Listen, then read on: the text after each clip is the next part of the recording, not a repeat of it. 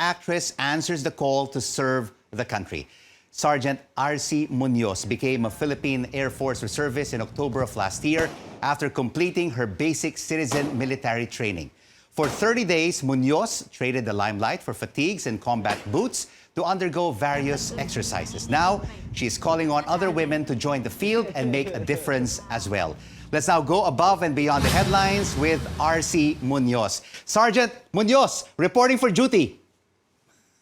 Good evening, sir. Good evening po. Thank you so much for having me here tonight.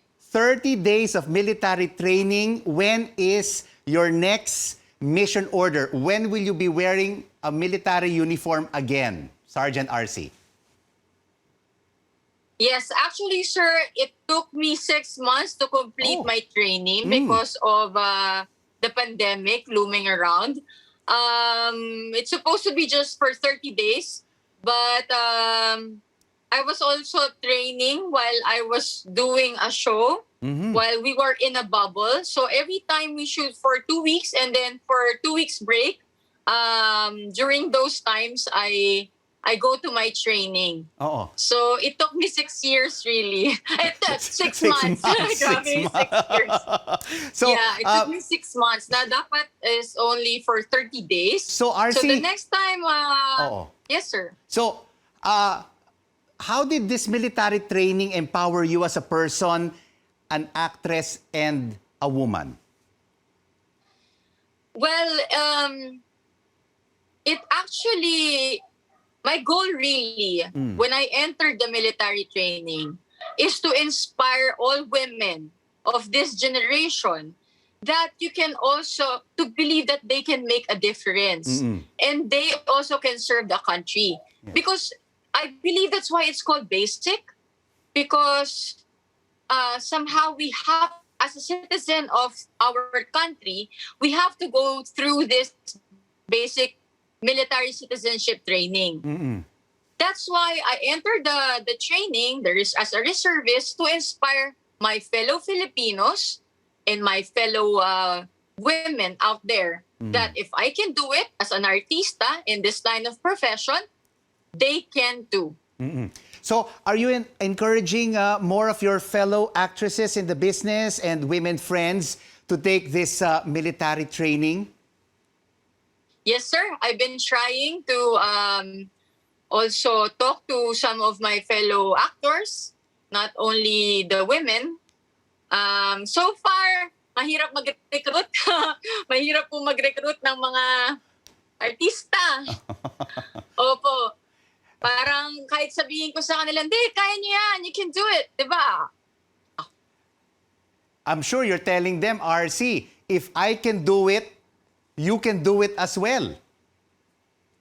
Oo nga, kailangan pagdaanan bilang maging sarhento at reservist. So, ayun, medyo mahirap mag-recruit ng kapwa-artista, sir. So, RC, no? Kahit sa RC, lalaki. Kahit lalaki.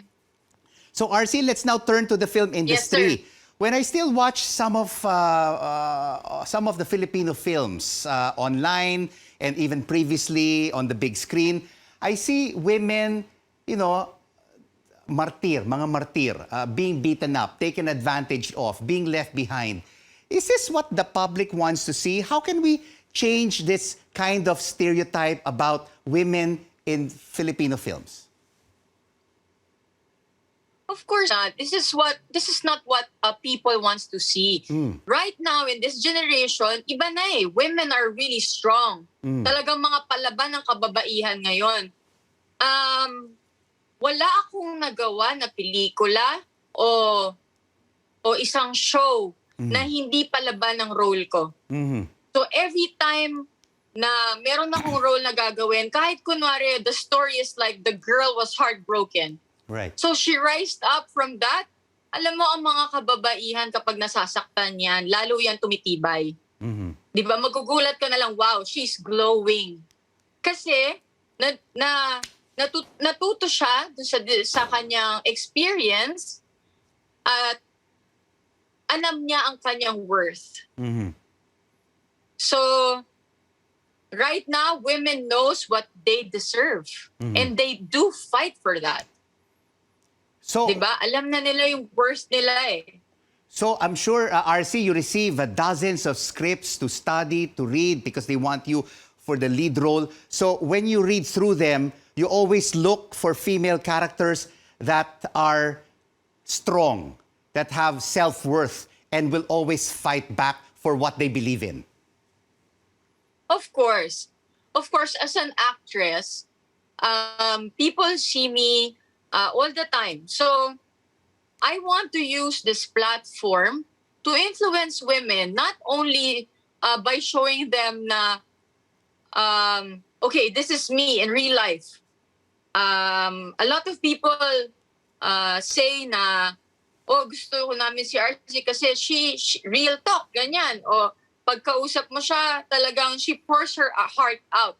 So I want to influence women, not only na nakikita nila ako dito sa personal kong buhay na ganito ako, syempre sa bawat role ko, gusto ko na nakakapag-reach out ako sa mga kababaihan na kahit na kunwari nasasaktan tayo, pagkatapos nito, we will rise above all the challenges in our lives as a stronger, para tayong phoenix, as a stronger person.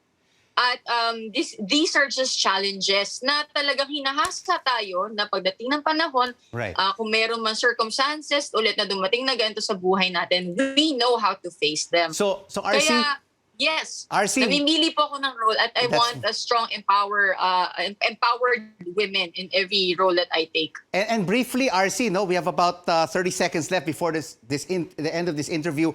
How are you coping during this pandemic? I mean, the testing, the quarantines, the filming bubbles, cinemas are closed, films can't be watched on the big screen. How are you coping during this coronavirus? Well, right now, of course, I'm taking everything on a positive note that everything will end soon and everything's gonna be okay. I wanna, syempre, also with my family, no. So it starts at home. I encourage them all the time na this shall all pass, and these are just challenges, and we learn from it.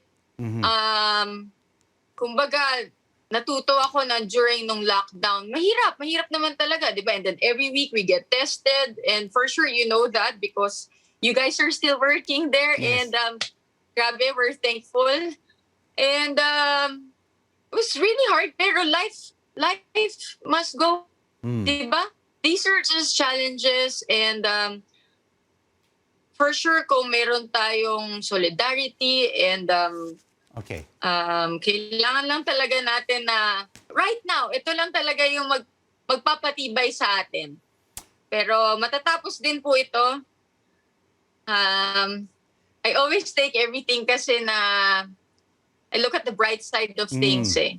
Thank you. So kahit na I know that tomorrow's never promised, but That's right. I know na mahirap ngayon, pero ang dami kong natutunan during these trying times.